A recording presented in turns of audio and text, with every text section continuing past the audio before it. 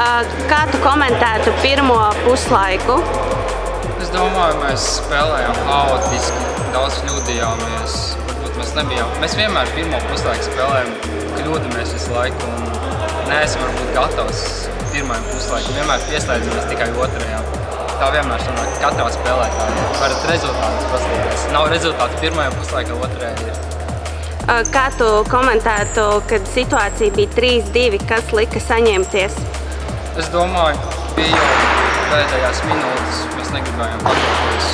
Vismaz punktu izcīnīt. Tas ir svarīgi. Mēs turnīru tabulā. Puši bija gatavs viss, pat Rokis ir sāpoši kāju. Spēlē līdz galam malicis. Mēs visi maliči. Vai tev ir kāds, ko tu gribētu arī izteikt? Nē, es nevienu neizteicu. Mēs visi spēlējam. Mēs esam viena komanda, citāk ģimene. PBL.